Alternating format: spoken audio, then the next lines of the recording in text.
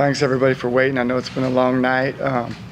Gosh, what an exciting night for the Dallas Mavericks franchise, for the fans, for the city of Dallas. We're just super excited being able to get Cooper. It's generational talent, once in a lifetime chance, and so we're just top to bottom. We're excited. So with that, I'll open it up to questions.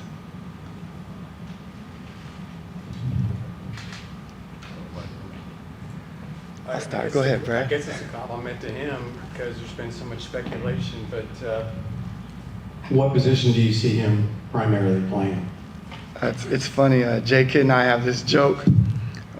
When the season's over with, he passes me the ball, and then when the season starts, I pass him the ball back. And so that would be a Jay Kidd thing. But really, he's a basketball player. He can handle the ball. He can shoot. He can make plays for people. He's a good passer. He's going to be on the floor. And the big thing is who can he defend, and he's a great defender. So I think, positionally, I think you're going to see us play a different style of basketball with him and PJ on the wings. And then during his visit here, what was the most memorable part about getting to know him in person?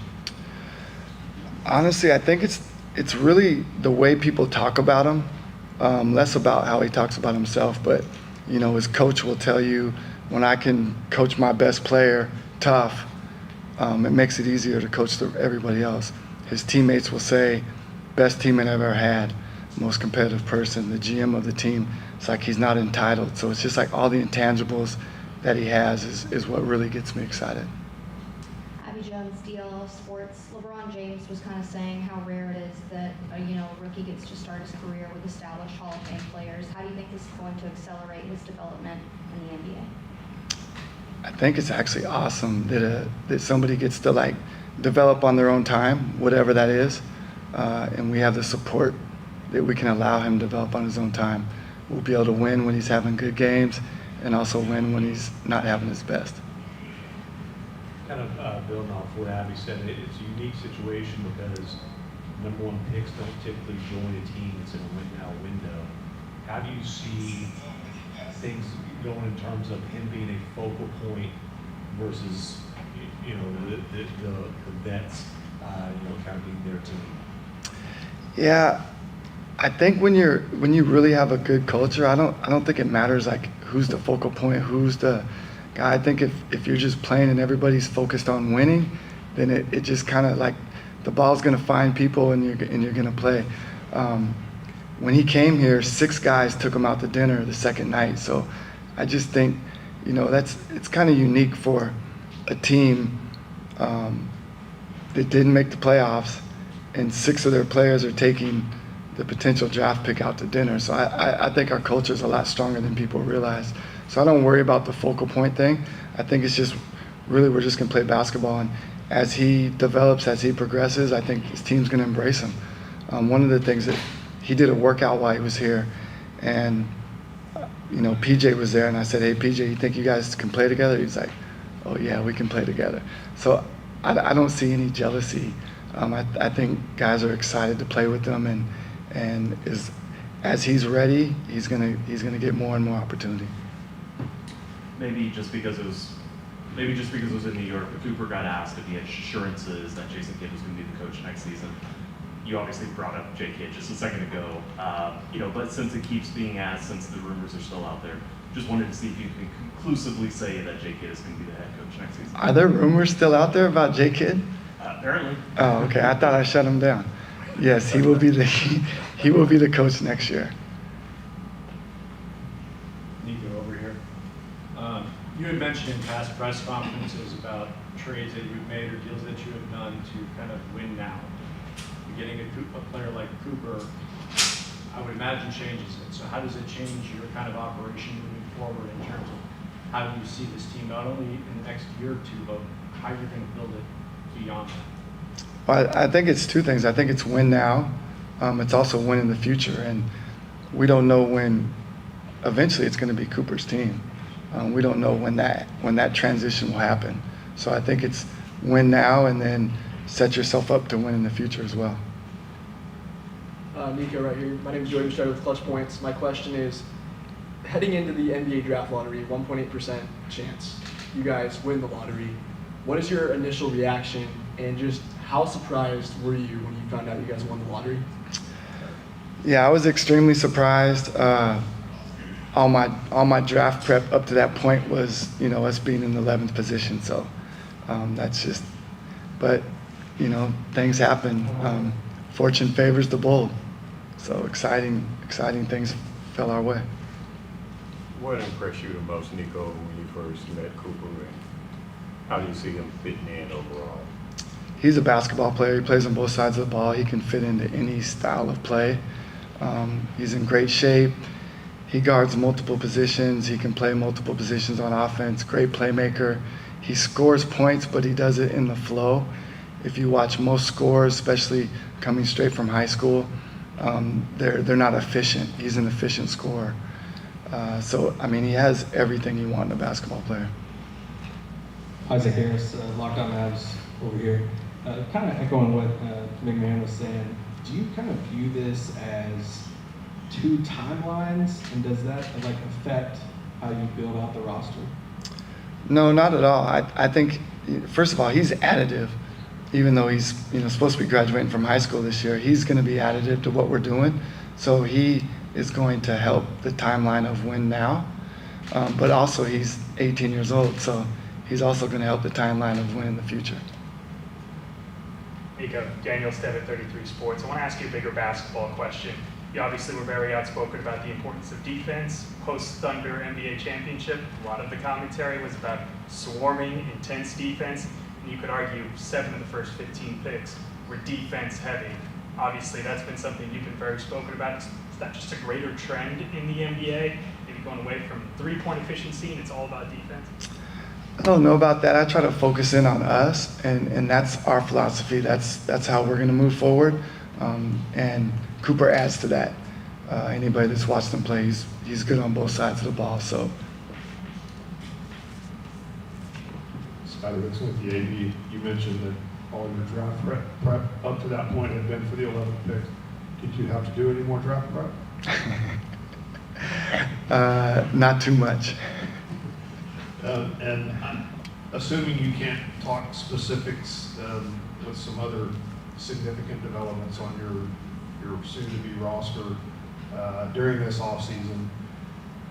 With this happening so soon, with some other things happening, how do you feel like everything's sort of falling together overall in the offseason in terms of, how do you see this thing going forward? Does it feel like the pieces are kind of falling into place that you would really like?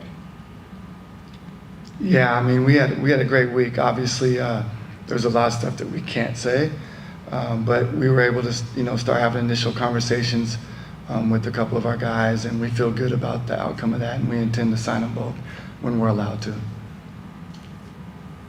Nico, with Kyrie Irving's injury and coming back in January, do you feel like you have to do something to add to the roster, or how much work do you have to do to the roster going forward? Yeah, that's going to be part of free agency. We'll have to try to. First of all, you can't replace Kyrie, but our goal will be to try to get a piece that helps us bridge the gap while he's out. So that will be what we focus on next. Yeah, to that end, what are you looking for in terms of somebody to run the offense into his back? Not really worried about someone to run the offense. I think we got enough guys that can handle the ball and play multiple positions, but just someone to get us organized. And Nico, Christian Clark, a little more to that. You said stylistically we're going to be unique. I was just wondering, how will the Mavericks stylistically be different than most NBA teams? I don't know that we'll be different than most NBA teams. I think we'll be different than what we've been in the past. You have multiple guys that can handle the ball, multiple guys that can get you in your offense. I think you'll see us playing a faster pace, sort of the way we played when we had 8 players, a lot of passes, a lot of movement, the ball finding the hot hand.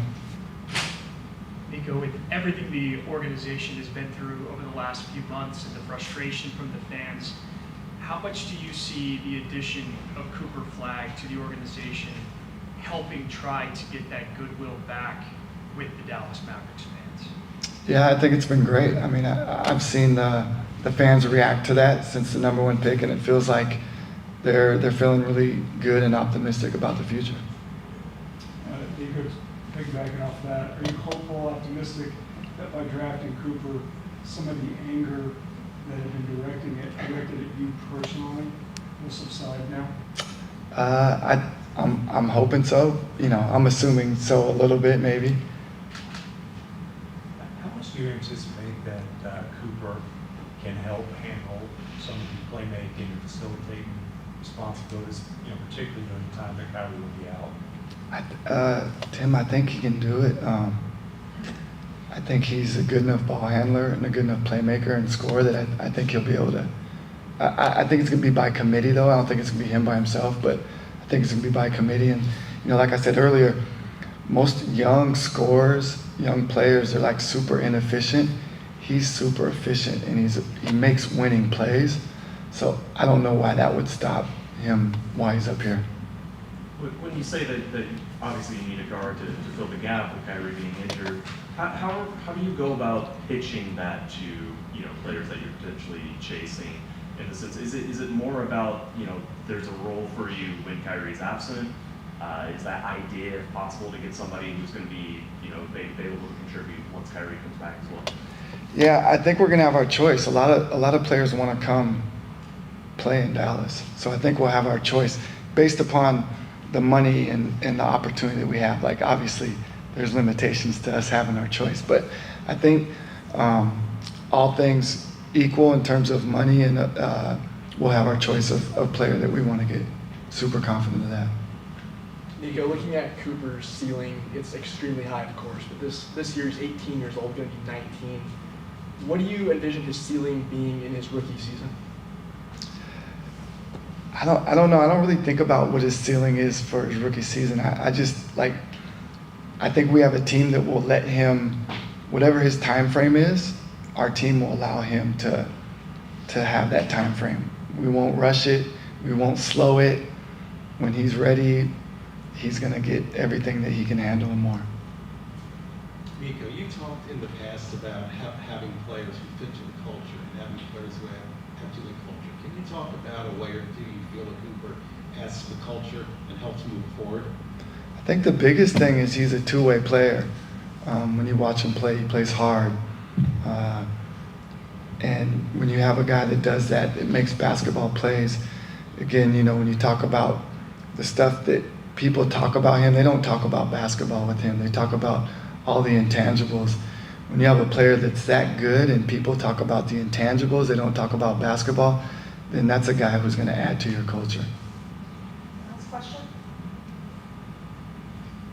Nico, I'm just curious. You mentioned there wasn't a lot of thought, you know, in the grand scheme of things in selecting Cooper Flagg with that first overall pick, but was there somebody that maybe you spoke to, past coach, Team USA basketball, that really struck a chord with you on how special he was? It was the collection, honestly, of everybody. Everybody that I talked to, whether it was USA Basketball, his coach, the GM of the team, his past coaches, his teammates. Again, everything they talk about with him are the intangibles that make up an excellent player. Nobody really talked about basketball with him. So I think that was the most impressive thing out of all that.